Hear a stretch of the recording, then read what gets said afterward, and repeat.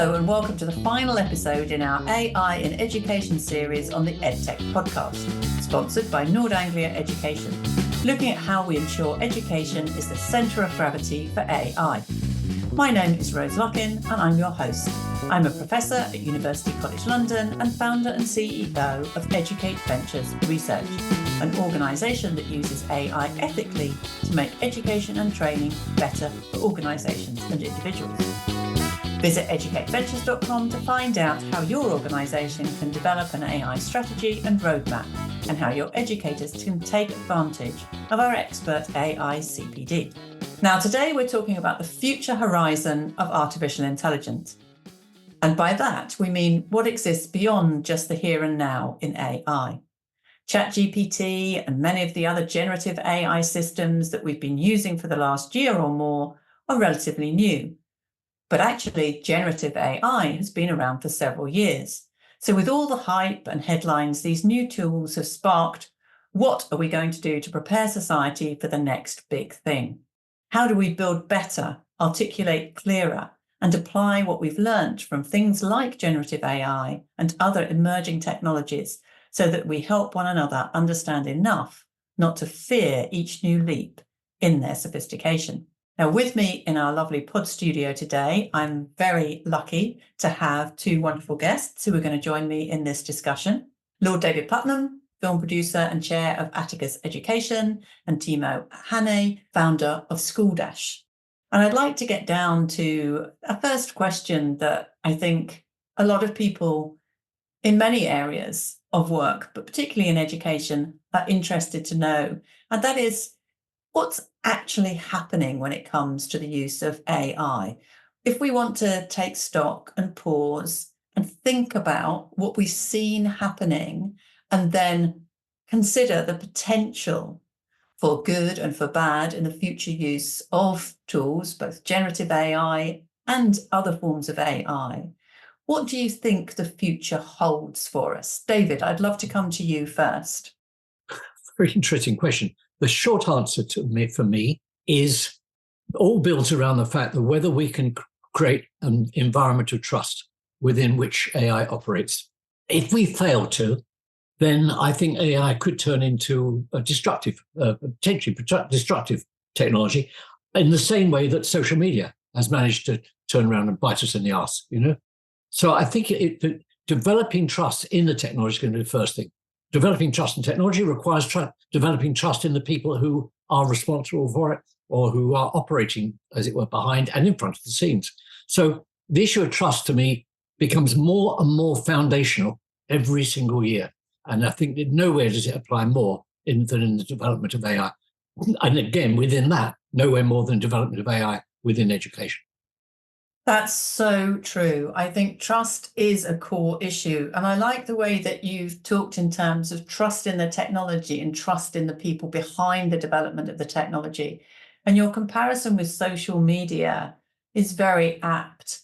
I really worry about that. I don't think we did a good job with social media, and we've seen the damage that's been caused. So how can we practically build that trust to try and prevent the negative impacts that we've seen with social media? I mean, we have the new AI Act from the European Commission, but practically, what can all of us do you think, that would help that conversation?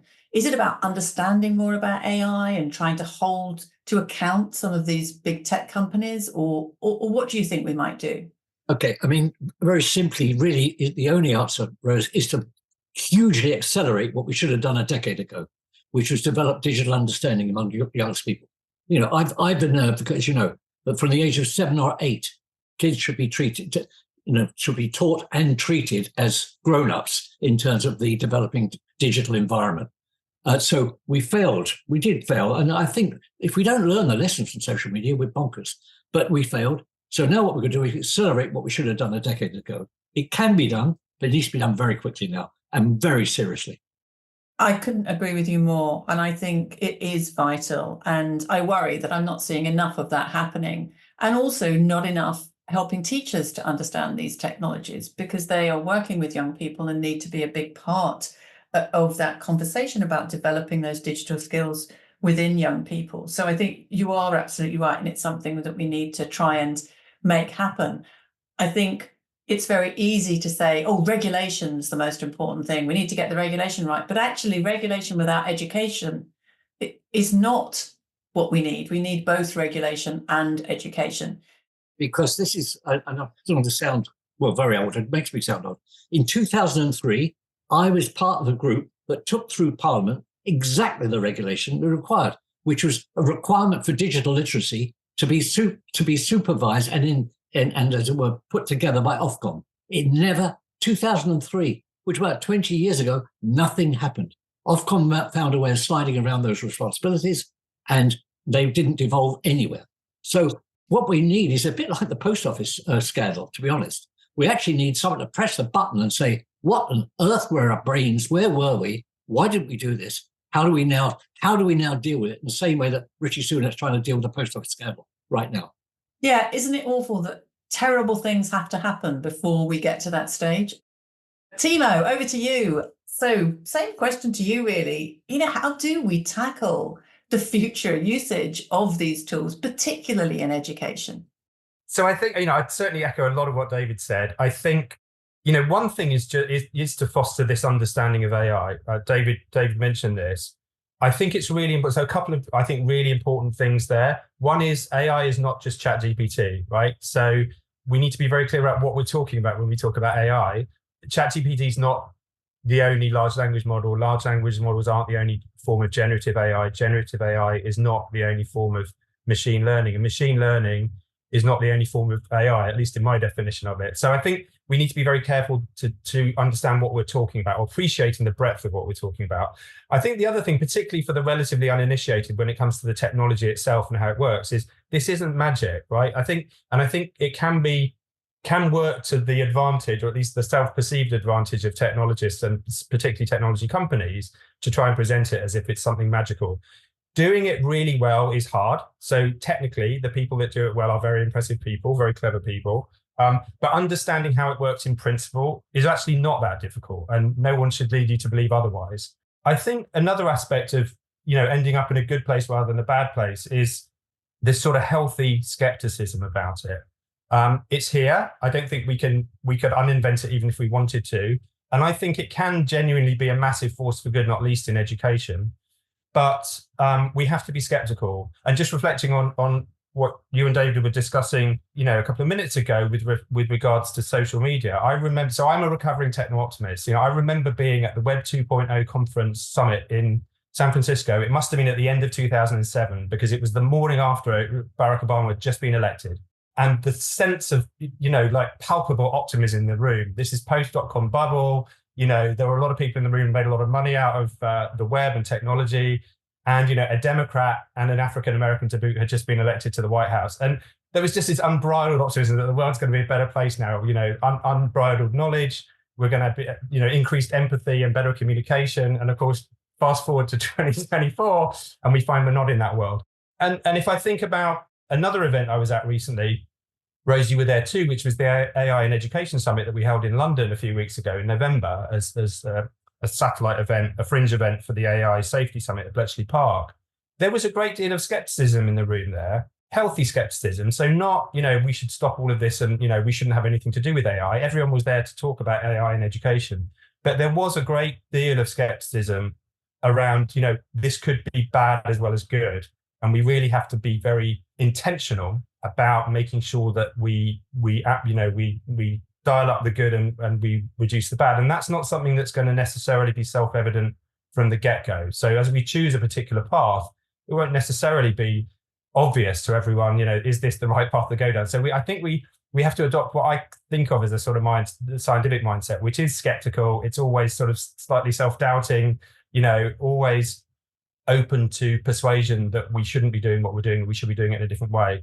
Because, technology amplifies. It doesn't, it amplifies the good and the bad, and we need to make sure that we amplify the good. There's lots of other more specific things one could say about education, but I think in terms of general stance, encouraging that understanding, not encouraging the sort of magical thinking about AI, and taking this sort of skeptical approach rather than unbridled techno-optimist approach that people like me are slightly prone to, I think is the sort of a healthy start.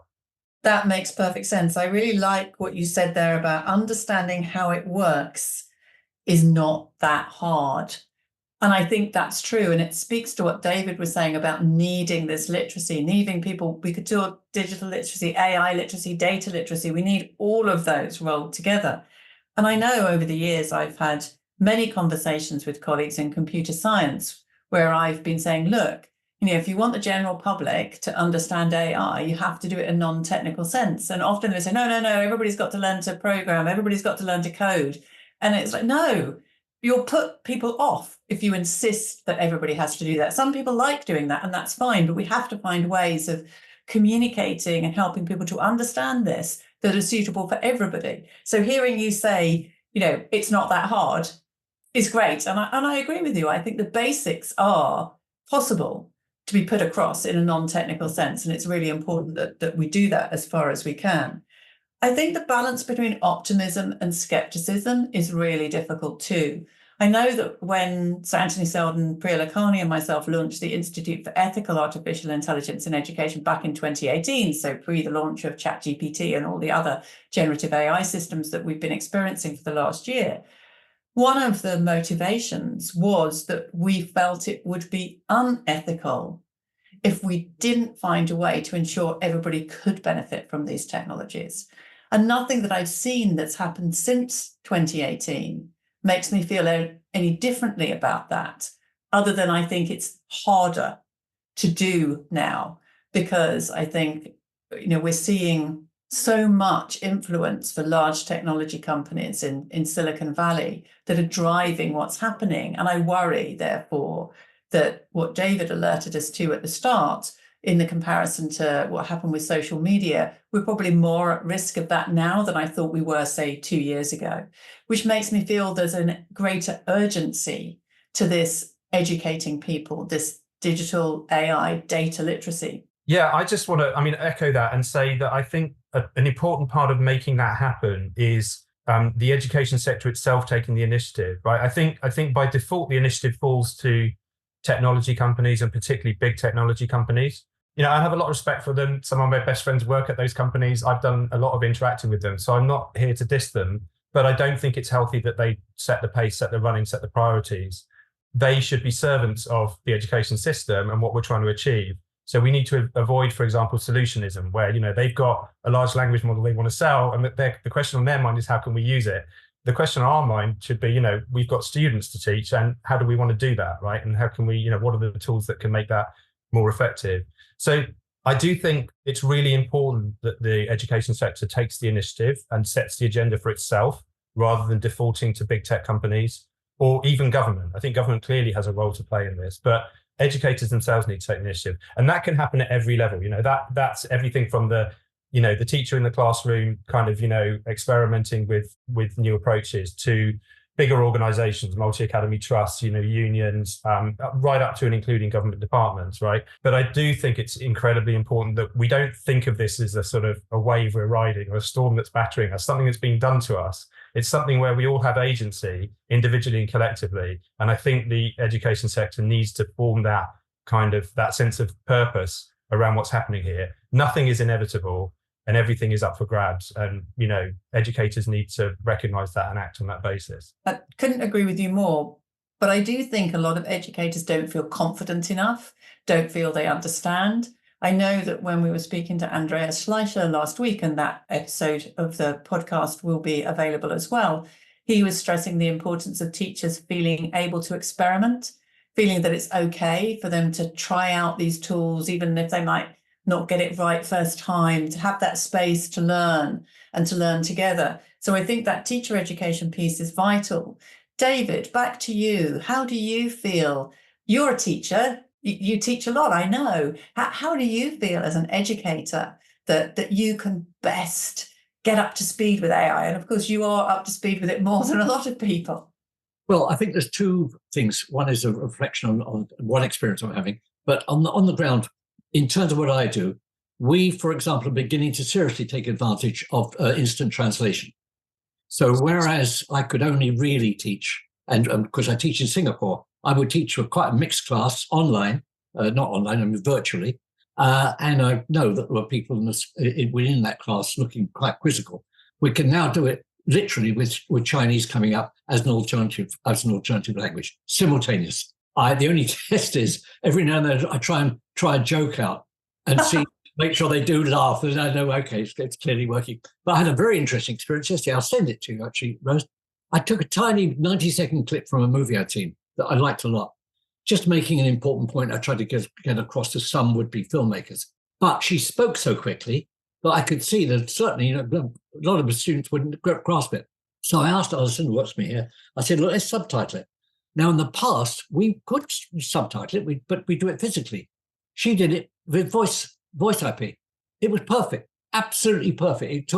It took about 45, took as long as the video clip went to subtitle it in English. So these developments are certainly making my job that much more interesting, maybe making me more accessible in an interesting way. The tech I've got, the Cisco tech I've got is extraordinary. I'm not sure it could be really improved upon in terms of quality, but I think voice to video is really interesting and offers all sorts of opportunities that we're only beginning to play with at the moment. I personally use voice to text more than any other form of IP. I think it's something we just take for granted, and it's just a brilliant form of AI. It really is. So I certainly use that form of AI much more than any other. And that reminds me of what you were saying, Timo, at the start. AI is not just ChatGPT. Large language models are more than AI is more than large language models, or machine learning is not all of AI. Things like speech to text, incredibly useful. It's not generative AI. It's a translation, and it's been around for ages. People will be using it. I bet many people who are listening dictate notes on their phone. There's lots of ways in which we use these forms of AI. And even with these modern generative AI tools, they're often using other forms of AI as well, not just the generative AI. So it's really interesting to hear you say that. And I love the fact, David, that you're saying it makes me more accessible as an educator. So that's a great way of looking at it. But it makes me wonder whether we actually could usefully break down the different forms of AI as we're trying to engage teachers and learners to understand it and look at the different types of things these sorts of tools use, and do it, of course, in a non-technical way. David? I agree with Andreas that we need room to experiment. One of the reasons you and I think work at Nord Anglia, to be absolutely honest, is we have this extraordinary opportunity to experiment, and not just experiment in the UK, but experiment across a wide range of cultures. Now, I got an invitation last week to order the first Apple optical headset. So I don't think I can afford it anyway, but I'm trying to encourage certainly Nord Anglia to get a set.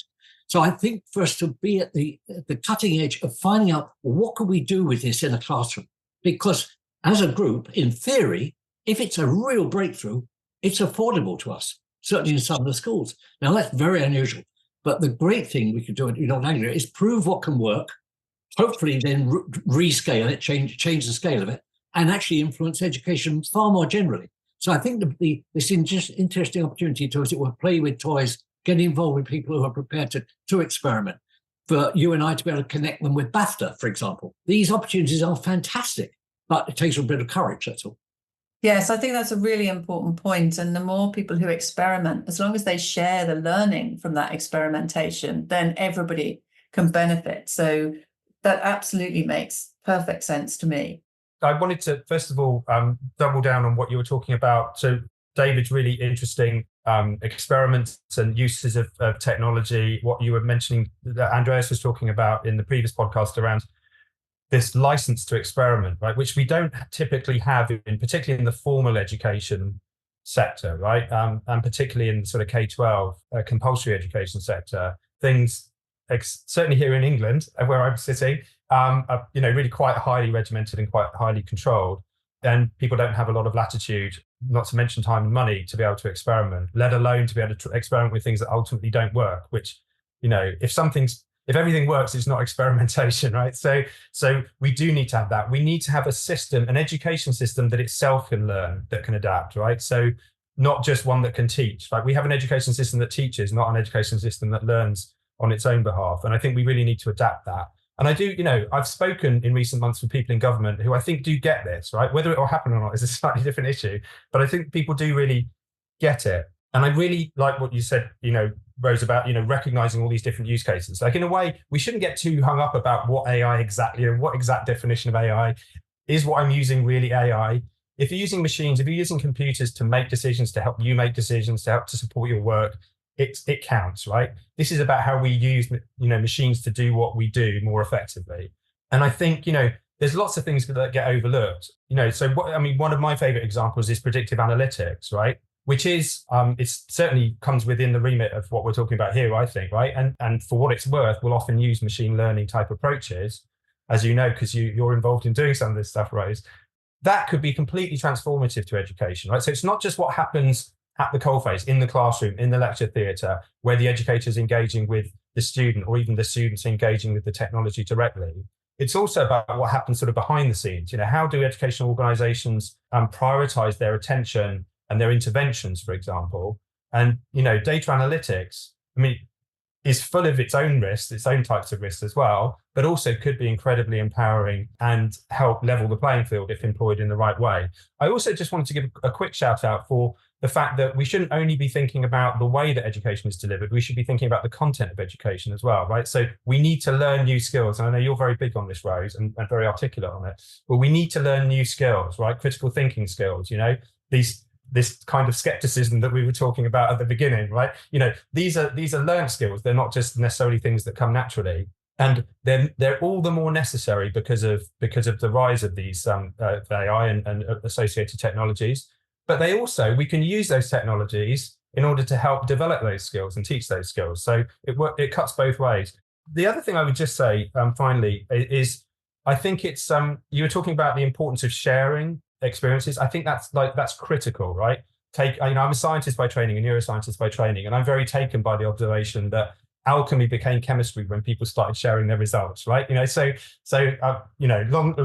from the first person to point that out, but I think, we need to move from AI alchemy in education and elsewhere to actual kind of AI science, right? Which is, how do we know what works? We know what works largely not because we've tried everything specifically ourselves, but because other people have tried it and they've shared those results. So I think looking out for people that are doing it, and whether that's people in the same institution who you meet in the staff room or whatever over coffee, or that's people who are part of wider organizations or networks, or they're just people out there, like people like Ethan Mollick at Wharton in Philadelphia, the Wharton Business School. He's an educator at a business school who makes liberal use of AI. He's got lots of interesting ideas about it and posts, lots of information about his experiences and what works and doesn't work. And there's lots of other people. Tyler Cowen's done a lot of good stuff about that. There are people here in the UK, Conrad Wolfram, Tom Chatfield, an amazing lady called Rose Luckin as well, actually, I believe. So I think, there are these sort of people out there who are doing great stuff and sharing the results of their work. I think paying attention to them and the other people closer within your personal network is incredibly valuable, but also being generous and sharing your own experiences, however small or large, however trivial they may seem. If we all share those experiences, then I think we create a kind of system that can adapt and embrace this stuff in a really positive way.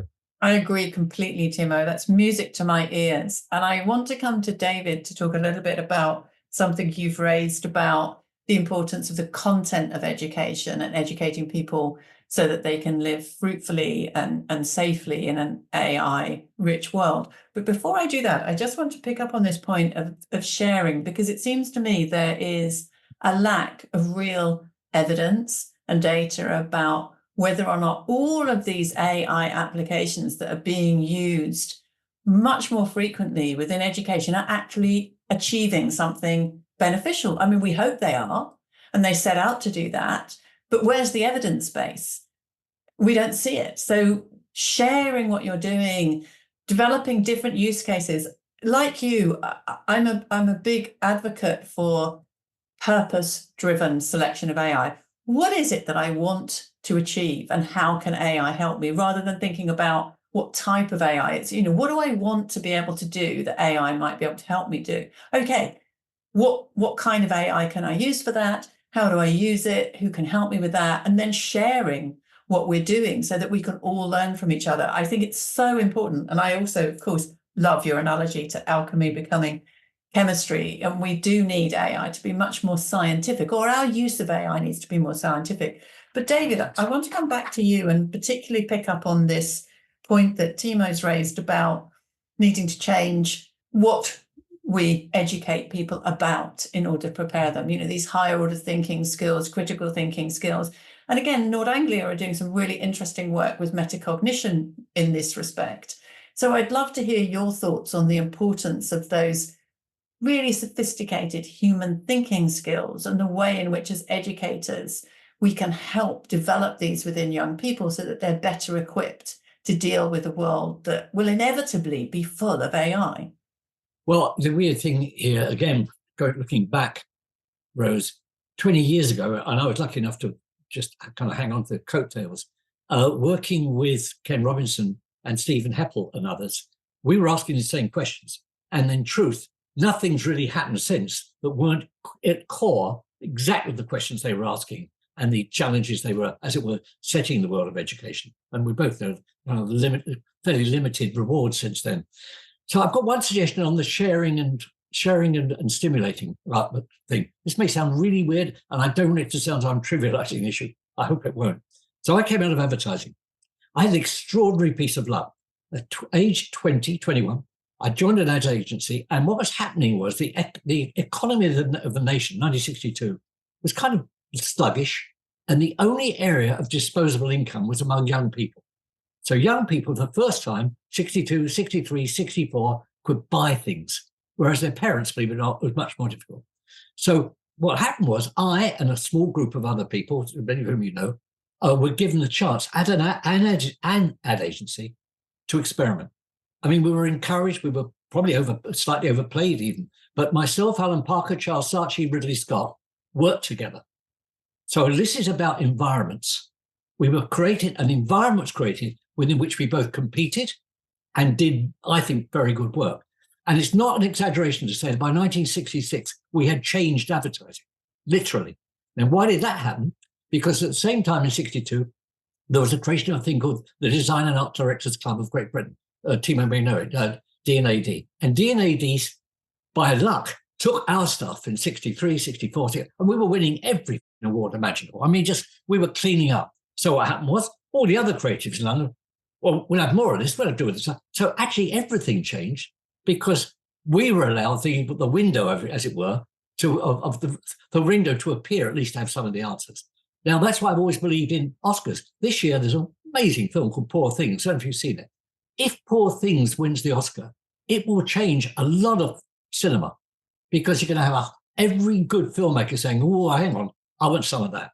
Because it's a very daring film. It uses technology brilliantly. It's a remarkable film, and it may well win. So you need these exemplars, and then you need the platform. This is my point, D&AD, Oscars, BAFTA, whatever, the platform on which the rest of the world says, whoa, I've got to climb on board that train. That's the train I'm going to be on, because if I make out on that train, I'm going to do better work. I'm going to love what I do. I'm going to meet really interesting people. And that really is honestly what happened. And I say, if it sounds a little trivial, I do apologize. But that happened. And that's what needs to happen within, I think, the educational landscape.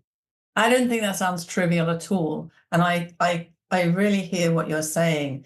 We do need to help people feel that experimentation is value, to create that environment. I remember a few years ago, I was very privileged to be involved in something called the Topol review of the National Health System with respect to robotics, AI, and genomics. And I remember when I joined the group, I felt I had nothing to offer. I wasn't a medic, I felt out of place. But I was encouraged to go along to the first meeting and then decide. And I loved it, of course. It was wonderful being in a room with amazing experts. But I hope people listening who might have been part of that review would recognize what I describe as being, we started in a space where we were being told by the technologists how the technology was going to develop. And we ended in a space which was much more about how the people were going to use the technology, and therefore, as a result of their use, how the technology would actually end up being used. It's different, isn't it? What technology is capable of doing and what people will actually want to use it to do. the part of the project that I was working on, which was very much about building capacity within the workforce, we very much concluded that the best thing that could be done was to build a culture of learning, to build that culture where people just accepted that they were learners all of the time. And of course, that requires a certain amount of experimentation. So I hear what you're saying, and I absolutely agree with it. What I think is additional in what you're saying is that reward, that celebration. So it's not just that you're encouraged to experiment and to share, but you're rewarded for really good work in that space, and you're given a platform to talk about it. The platform. I think that's so important. Yeah, it is the platform.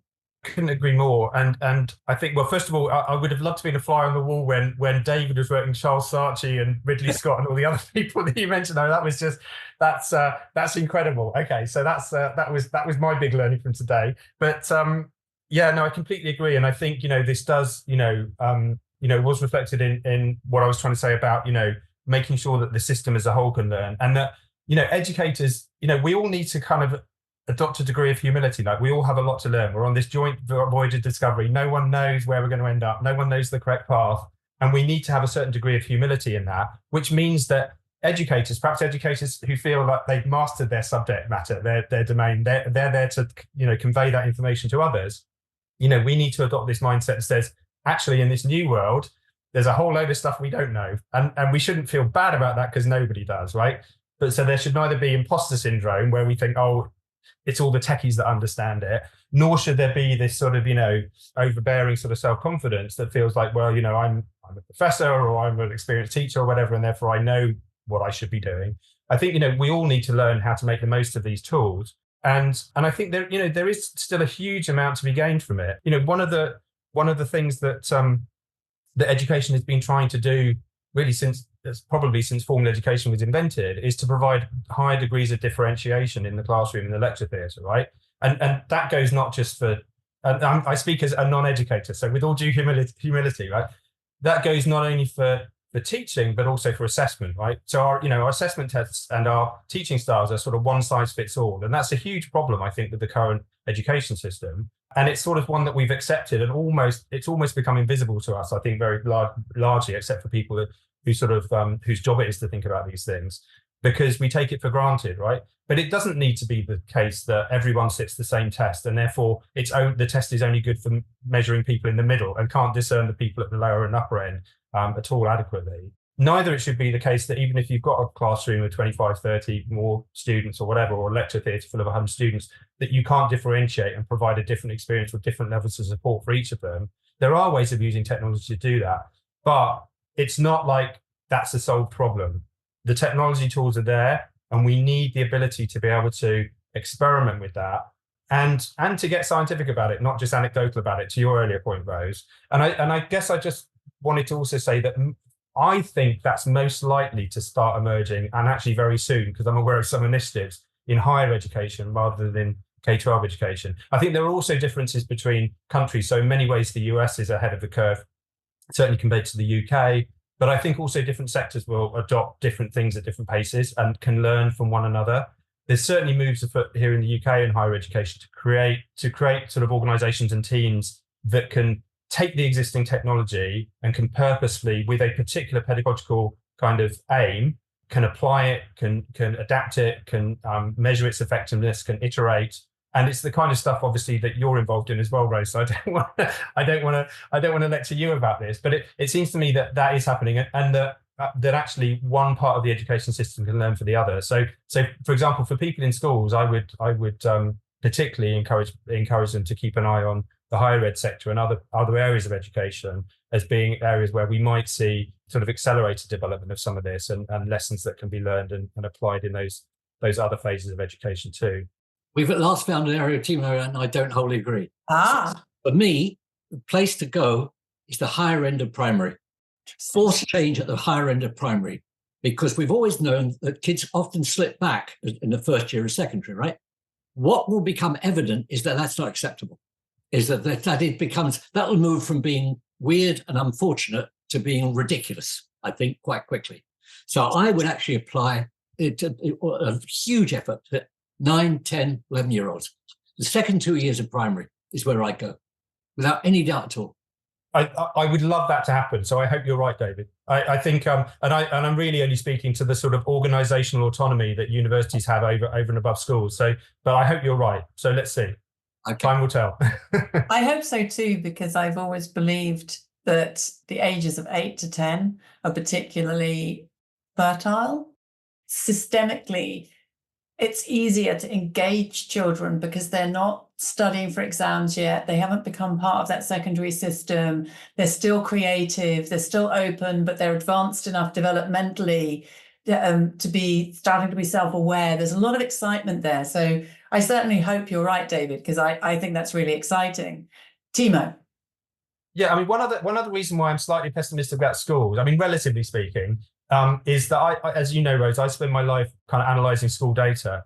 And so one of the striking things when you look at school data, and I'm talking about particularly this data for schools in England, is a couple of things. So one is spending on technology learning resources is flat or declining over many years, right? Certainly declining in real terms, but at best flat in sort of nominal terms, at least over the last 5, 6, 7, 8 years, with some sort of blips up and down during the pandemic when they suddenly had to buy some computers and provide iPads to their students and so forth. So it's interesting. It reminds me of the quote from Robert Solow, the Nobel Prize-winning economist, which is, you can see computers everywhere except in the productivity stats. And I hear about EdTech everywhere, but it's nowhere visible in any of the school spending data, which worries me. And the other one actually that worries me is that uptake of GCSE computer science is in decline, right? It's low and falling, which is just like, it seems to me like we're having this discussion and those, so I live in these two worlds where I look at the data and I see schools are spending basically no money on technology, certainly not going up, and fewer kids are taking GCSE computer science. And then we're talking about like this world where everyone needs to understand and use the technology. And those seem incongruous to me. I hope that people with the ability to change things, perhaps in policy circles, for example, will take up, sit up and take note of those things, because I think that doesn't bode well for schools being effective in this domain. But we shall see. I'm all for them getting better at it. Does that map across into Europe? I mean, I'm obviously interested in Ireland, but is that a UK centric experience, the low spend and low take up, or is it generally a European issue? So I don't know, because I haven't looked at other countries in Europe, I'm afraid. But I don't know. It's certainly true in England at the moment. It's not even, and I think it is a UK-wide thing, but it's we have the best data for England, and that's the one we've looked at the most. Well, so it's a good question, but I don't have a good answer, I'm afraid. As Rose would tell you, we both do quite a lot of work in Singapore. It is not true in Singapore. Yeah. Yeah, no, for sure, it's not universally true around the world. That's definitely true. Yeah. And I think that's really interesting, that differentiation, because countries like Singapore, who've really grasped the nettle, are going to blossom even more because they're going to be ahead of the curve. And actually, Timo, you've raised something interesting, and we're starting to run out of time, but I would just like to ask you, what's the data like on the amount of money that's spent on CPD? Is that? Yeah, that's a similar story. So if you like the very, very simple story of schools in England, which is what we've looked at with almost obsessive detail, so that's what I can speak to the most, is that the proportion of spend, so the spend in sort of the overall spend has been constrained, especially once you take into account inflation. The proportion of spend on staff costs, so simply on staff employment costs basically, has been going up as a proportion. So it's sort of up at the sort of 75-80% of budget for state schools in England now, that sort of level. And as a result of which, you see other lines being squeezed. So you see things like professional development of staff. So that is a staff cost, but it's not it's a sort of nominally optional, at least in any given year, it's optional. And then longer term, it becomes a problem. Site maintenance, those kinds of things. So we've had a big problem with rack concrete here in the UK. That's part of a symptom of a longer term squeeze on school maintenance. And things like spending on learning resources. So all of those things are sort of strictly optional in the short term, but become bigger problems in the medium and long term. That's a long-term kind of trend in terms of staff costs going up as a proportion because school funding hasn't kept up with salary increases, and salary increases also haven't kept up with inflation. That's a different story, and other budget lines getting squeezed as a result. So it is a consequence of this, and I think we're storing up problems for the future. I mean, I don't want the sort of the technology equivalent of the concrete scare in the UK, where basically school buildings are falling down. For those who haven't been following that story, or for those outside the UK, school buildings have been falling down because of long-term neglect, effectively. And you wouldn't want something to happen in the sort of technology sphere through long-term underinvestment. I mean, that would just be, it would be criminal, because education not only stands to benefit from this AI, education is also the vital means by which we can sort of protect against the worst downside risks of AI, right? As we were sort of coming back to some of the things we were discussing at the beginning. So it's both an opportunity, but it's a threat if we don't make a good job of it. And that's so interesting, is at the moment in time when we should be increasing the amount of training that we do and the technology that we're using, we see precisely the opposite happening in terms of the data for the UK, which I think is really worrying. And as David, you've pointed out, there are other countries who are not looking at it in that way, and they will, of course, prosper as a result. Now, sadly, we're running out of time, but I would like to ask both of you to finish up by giving our audience your best piece of advice for the future. So we know AI is here to stay. It's not going away. It's developing rapidly. It's hard for people to keep up. If you were to give our audience one piece of practical advice, what would it be? David, I'm going to come to you first. Absorb all the information you possibly can and make some judgments. I mean, it's worth just me mentioning, because I'm doing it at the moment, the chairing the examiner board for Anthony on AI, where what's coming back is more concern about protecting the existing business model than about finding out what AI could do to revolutionize the exam process. Now, if I'm right, that could hold us back 5 years. Yes. So what one piece of advice, that starting with examinations themselves, look at what AI could do, find out how interesting that could be, and then roll it out as quickly as you possibly can. I couldn't agree with you more. And I think that speaks to Timo's earlier point about humility. I think we need some humility amongst those in charge of the examination system to realize that actually we do need to change. I was going to use exactly that word: humility in government, humility amongst the movers and shakers, for example, in an exam. Humility is a really important word in all of this. I agree completely. Humility and trust are the two words that absolutely come through the conversation today. Timo, over to you. What would you be? Yeah, great. That's a hard one to follow, but I would say get stuck in, right? So everyone can dabble with this technology. You don't have to be a programmer. Everyone can sort of fire up ChatGPT, or everyone can try out these things. There's all sorts. I mean, the thing that we've been through recently in the last few months, the last year or so, has not actually been so much the development of the technology itself. That's been a big part of it. It's been suddenly the explosion of access to it, right? So suddenly, everyone has access to these tools and can play around with them. So do it, and that might be just dabbling and trying it for your own edification and amusement. It might be to try and use in your work in some way, but get stuck in. You can do that at any level, right? Any level of understanding, any level of time commitment, any level of expense, starting from essentially zero. I would also just add to that briefly, don't think of any of these things as human. I think it's really important that we don't anthropomorphize them too much. We are inclined to do that with everything. Like we see faces in the moon and in pieces of toast and all of that kind of. As an ex-neuroscientist, I'm very acutely aware of this, right? So, and these things are almost designed to kid us that they're human, and they're not. I think AI in some ways should stand for alien intelligence. We're still trying to work out, which is why we're often surprised by either how good they are or how stupid they are in different contexts, right? They're not human, and we shouldn't think of them as human. They are machines, and they don't quite work like the way we work. And we're still trying to probe those intelligences, and you can be part of that, but don't anthropomorphize them. Don't think of them as human. And finally, I would just say, reach out, contact people, so there's a wide world out there of people who are fascinated by this stuff, who love to talk about it.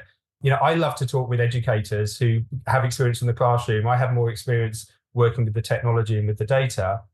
Reach out to me if you want, Timo@SchoolDash.com, right? We can, people can help connect you with other people with like interests or with complementary understanding. And, there's a big world out there, and it's a collective endeavor, and we all need to be part of it. So just get stuck in, I would say. I think that's brilliant. It is a collective endeavor. And if we are all humble about the way we engage with it, and we're all up for learning, I think that will make a huge difference. I also want to echo what David was saying about those in charge of assessment and examinations. They really do need to realise that things have got to change. And a bit of humility there would go a long way.